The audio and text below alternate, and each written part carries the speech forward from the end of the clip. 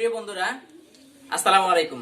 কেমন আছো সবাই? আশা করি ভালো আছো। সবাইকে রাশেদ মডেল স্কুলের পক্ষ থেকে আন্তরিক শুভেচ্ছা এবং ধন্যবাদ জানাচ্ছি। আজকে আমি তোমাদের সামনে নিয়ে আসছি ট্রান্সফরমেশনে আমাদের অনেকগুলো ক্লাস হয়ে গেছে। তোমরা আশা করি আমাদের চ্যানেল থেকে দেখে নেবে। আর যারা যারা আমাদের চ্যানেলটি সাবস্ক্রাইব করেছো তাদের সবাইকে আন্তরিকভাবে ধন্যবাদ জানাচ্ছি, এবং যারা এখনো আমাদের চ্যানেলটি সাবস্ক্রাইব করোনি তাদেরকে সাবস্ক্রাইব করার জন্য আহ্বান জানাচ্ছি। তো আজকে আমরা যে বিষয় নিয়ে কথা বলবো সেটি হচ্ছে ট্রান্সফরমেশন। আমরা আজকে করব ট্রান্সফরমেশন অ্যাফার্মেটিভ টু নেগেটিভ। তো চলো বন্ধুরা, আজকে আমাদের অ্যাফার্মেটিভ থেকে নেগেটিভের প্রথম পার্টটা দেখে আসি। আমাদের এরপরে আরেকটি পার্ট চলে আসবে। আমরা এই প্রথম পার্ট শেষ করার পরে আমরা সেকেন্ড পার্ট করব ইনশাআল্লাহ। তো চলো ক্লাসটি শুরু করা যাক। অ্যাফার্মেটিভ সেন্টেন্স হচ্ছে হাবোধক বাক্য এবং নেগেটিভ সেন্টেন্স হচ্ছে নাবোধক বাক্য।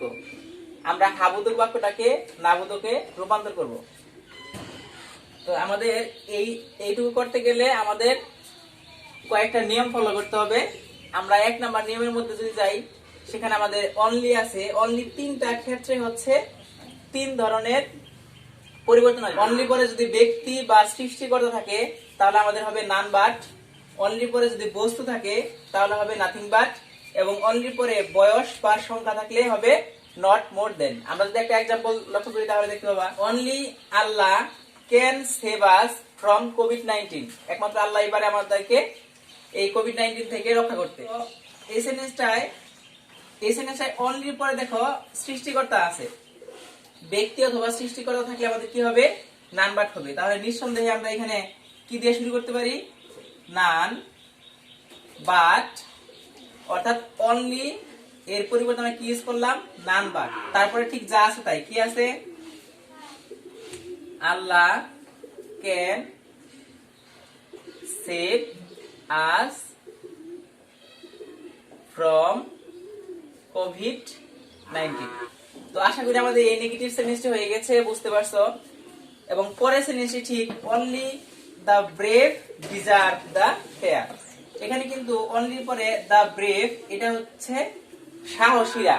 সাহসীরা কিন্তু অবশ্যই বস্তু হয় না, ব্যক্তি হয়। তো এটা আমাদের ব্যক্তি থাকলে আমাদের কি হয়? None but. ঠিক একই রকম ভাবে আমরা কি ইউজ করতে পারি? নান বাট দ্য ব্রেভ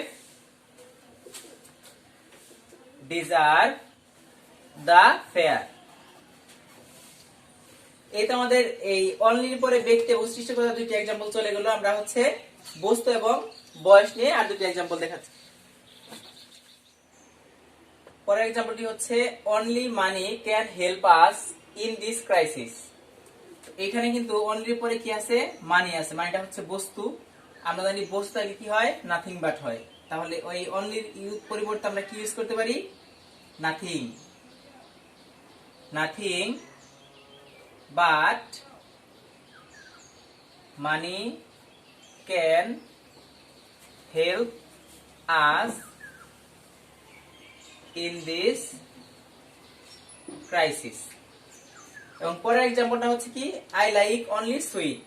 এখানে অনলির পরে কিন্তু সুইট আছে। সুইটও হচ্ছে একটা বস্তু, মিষ্টি। তো এই ক্ষেত্রে আমরা ইউজ করতে পারি I like। এই অনলির পরিবর্তে আমরা কি ইউজ করব? Nothing but sweet. আমরা এর আগেও বলেছিলাম যে ট্রান্সফরমেশন হচ্ছে অর্থের ঠিক রেখে শুধু এক প্রকারের সেন্টেন্স থেকে আরেক সেন্টেন্সে রূপান্তর করা হচ্ছে ট্রান্সফরমেশন। তো এখানে কিন্তু আমাদের অর্থের কোনো চেঞ্জ হয় না। আই লাইক অনলি সুইট, আমি শুধুমাত্র মিষ্টিকেই পছন্দ করি। এখানে হচ্ছে আই লাইক নাথিং, আমি কিছুই পছন্দ করি না বাট সুইট, কিন্তু এই মিষ্টিকে আমরা পছন্দ করি। তো এই ছিল আমাদের বস্তুর एग्जांपल। আমরা আরেকটা एग्जांपले চলে যাই। Della is only 14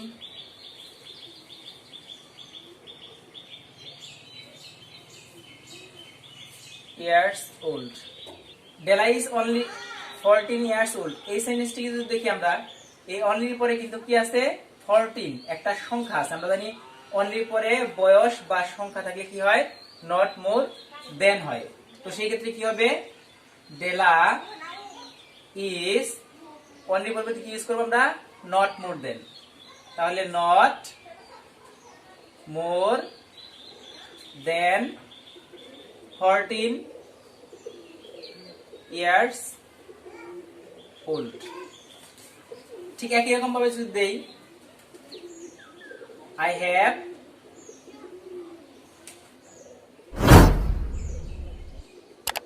have only 10 টাকা। তার কি হবে, I have not more than 10 টাকা। এই ছিল আমাদের বস্তু পরিবর্তে আমরা কি ইউজ করছি, তাহলে নট মোর দেন। এই অনলি এর পরিবর্তে কি ইউজ করছি, নট মোর দেন। অর্থাৎ সংখ্যা আছে দুইটাই, সংখ্যার পূর্বে কি হয় আমাদের, নট মোর দেন হয়। ঠিক একই রকম ভাবে যদি আমরা আরেকটা एग्जांपल খেয়াল করি, তাহলে যেমন I have a pen, আমার একটি কলম আছে। এটাও কিন্তু আমাদের সংখ্যা বোঝাচ্ছে। তো সংখ্যা বোঝালে আমরা কি করব, যেমন I have only a pen। ঠিক এই সেন্টেন্সের মধ্যে আমাদের কি হবে, এই এ হচ্ছে একটা সংখ্যা এবং তার আগে অনলি আছে, আমরা জানি অনলি পরের সংখ্যা থাকলে কি হবে, নট মোর দেন। তাহলে কি হবে, I have not more than a pen। I have not more than a pen। এই ছিল আমাদের অনলির পরে হচ্ছে তিনটা एग्जांपल, ব্যক্তি, বস্তু এবং বয়স বা সংখ্যা। এলন থাকলে শুরুতে আমাদের নাম্বার হয়, তাহলে আমরা কি ইউজ করব, রাকিব কেইম এলন। এখানে আছে এলন, এলন মাঝখানে বা শেষে যেখানেই থাকুক না কেন আমরা শুরুতে কি ইউজ করব, নাম্বার। তাহলে নাম্বার পরে কি আছে, রাকিব কেইম পরে হচ্ছে হেয়ার। এখানে এলন এর পরিবর্তে আমরা ইউজ করছি number, Rakib came alone here none, but Rakib came here. ঠিক একই ভাবে এভরি থাকলে আমাদের কি হবে, তিন নাম্বারটা হচ্ছে এভরি থাকলে there is no dot dot but, এবং আরেকটি হচ্ছে there is no noun who negative. অর্থাৎ এভরি থাকলে আমাদের এই দুইটা নিয়মে আমরা করতে পারি। তাহলে প্রথম নিয়মটা একটু দেখি, এভরি স্টুডেন্ট লাইকস হিম। তো এই ক্ষেত্রে আমরা এভরি এর পরিবর্তে ইউজ করব there is no। তাহলে আমরা দিলাম there is no, পরে হচ্ছে এই ডট ডট, ডট ডট মানে হচ্ছে এই এভরির পরের যে অংশটা থাকবে সেটা হচ্ছে আমাদের ডট ডট। তাহলে এটা হচ্ছে ডট ডট, অর্থাৎ স্টুডেন্ট হচ্ছে ডট ডট। আমরা দিলাম student, there is no student, পরে হচ্ছে বাট।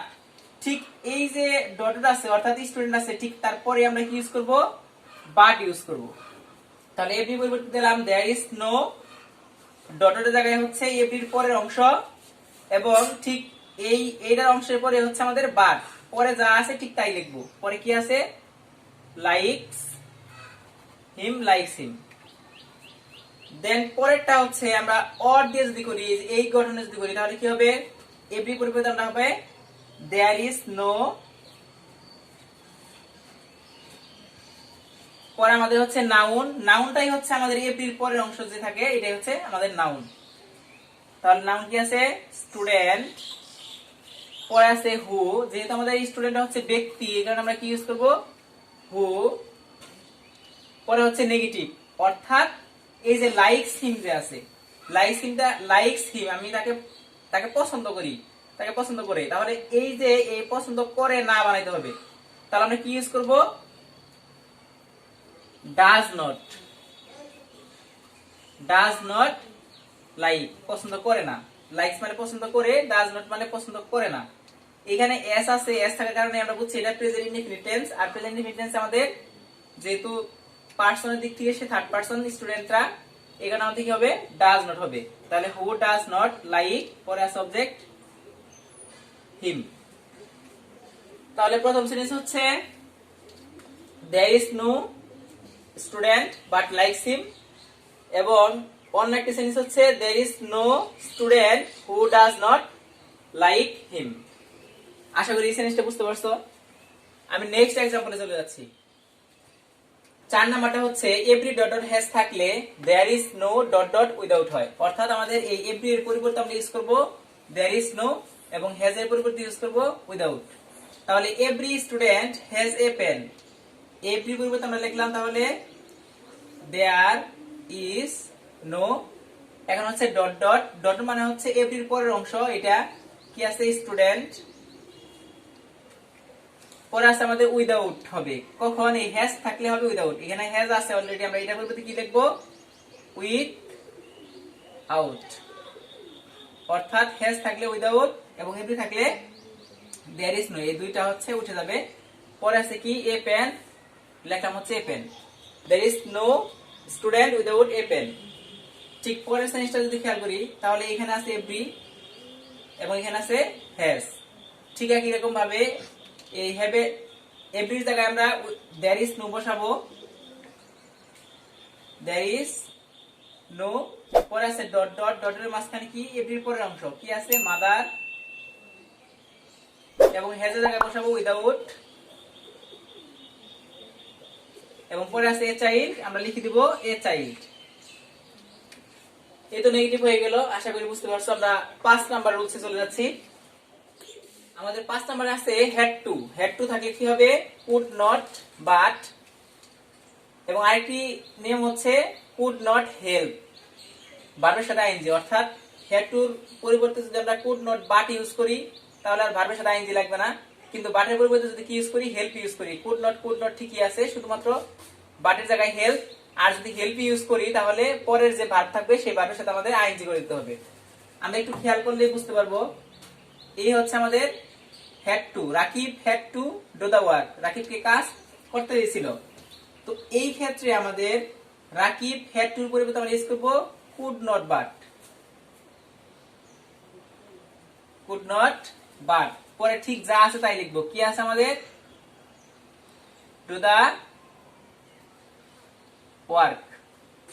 এই সেন্টেন্সটি হয়ে গেল। এখন যদি অথবা দিয়ে করি, অর্থাৎ এই নিয়মে যদি আমরা করি তাহলে কি হবে রাকিব, এই হ্যাড টুর পরিবর্তে আমরা ইউজ করব কুড নট,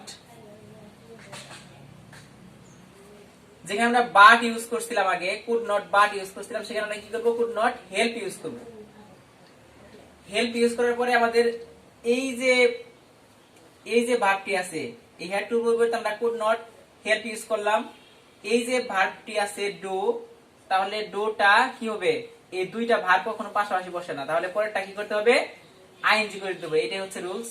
তাহলে হেল্পের পরে কি হয় ভার্বের সাথে আইএনজি হয়, কারণ দুইটা ভার্ব পাশাপাশি বসলে পরেরটা আইএনজি হয়। Rakib could not help doing, পরে হচ্ছে কি doing the work. Rakib had to do the work, তাহলে কি হবে Rakib could not but do the work, আর এখানে হচ্ছে Rakib could not help doing the work. আশা করি এই 5 নাম্বার রুলসটা তোমরা বুঝতে পারছো। দেন হচ্ছে আমাদের 6 নাম্বার রুলে চলে যাই।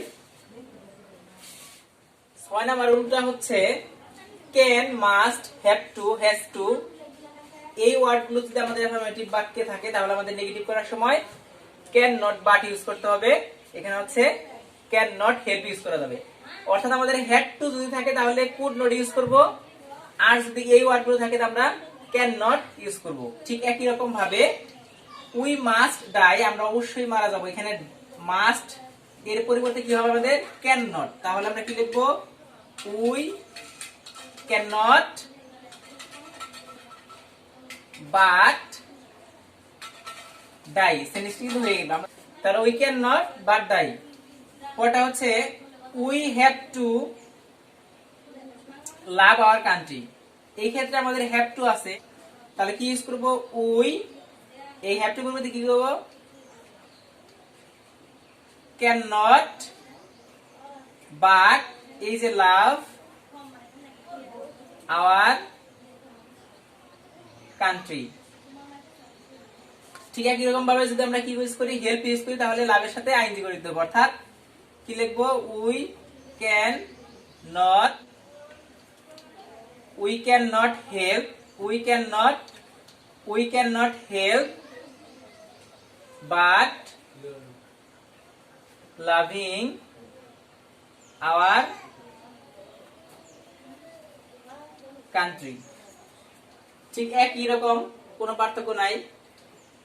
আশা করি 6 নম্বর নিয়মটা বুঝতে পারছো। নেক্সট হচ্ছে 7 নম্বর রুল হচ্ছে অলওয়েজ থাকলে নেভার এবং বিপরীত শব্দ হয়। তাহলে আমাদের এই অলওয়েজ নেভার বিপরীত শব্দ হয়, অর্থাৎ আই অলওয়েজ রিমেম্বার ইউ, আমি সর্বদা তোমাকে স্মরণ করি বা মনে রাখি। এই যে অলওয়েজ আছে, এই অলওয়েজ এর পরে যে ওয়ার্ড আছে সেইটার বিপরীত শব্দ হবে। তাহলে আইটা আমরা আই লিখবো, অলওয়েজ এর পরিবর্তে আমরা কি লিখবো? নেভার। এবং ঠিক অলওয়েজ এর পরে যে ওয়ার্ডটা আছে তার বিপরীত লিখতে হবে। তাহলে এখানে কি আছে? রিমেম্বার। রিমেম্বার মানে স্মরণ করা। আর এটা যদি আমি বিপরীত লিখি তাহলে কি হবে? Forget. I never forget you. অর্থ কিন্তু চেঞ্জ হয় নাই। ঠিক একই রকম ভাবে যদি লিখি আমরা, এখানেও আছে অলওয়েজ, তাহলে আই অলওয়েজ এর পরিবর্তে আমরা কি লিখবো? নেভার। এবং এই অলওয়েজ এর পরে কি আছে? লাভ। আর এর বিপরীত হচ্ছে hate. I never hate my country. I always love my country. ঠিক একই রকম ভাবে আগেরটার মধ্যে করলাম কি? I never hate my country. আশা করি এই সেন্টেন্সটি বুঝতে পারছো। এই ছিল আমাদের ক্লাস। আমরা হচ্ছে পরবর্তীতে তোমাদের এইটার উপরে হচ্ছে আরেকটি সেকেন্ড পার্ট করব, কারণ আমাদের অ্যাফার্মেটিভ থেকে নেগেটিভ এর করার যে নিয়মটা রয়েছে সেটা হচ্ছে শেষ হয়নি এখনো। আমাদের আজকে লিখছি 7 পর্যন্ত, আমাদের আরো হয়তো 8টা বা 10টার মতো রুলস আমাদের আছে, যেগুলো হচ্ছে তোমাদের সামনে নিয়ে আসবো আমাদের নেক্সট ক্লাসে। তো সেই পর্যন্ত তোমরা ভালো থাকো। ধন্যবাদ সবাইকে আমাদের আজকের এই ভিডিওটি সম্পূর্ণ দেখার জন্য। এবং যারা যারা হচ্ছে আমাদের চ্যানেলটি সাবস্ক্রাইব করেনি তারা অবশ্যই আমাদের চ্যানেলটি সাবস্ক্রাইব করে নিবে এবং শেয়ার করবে।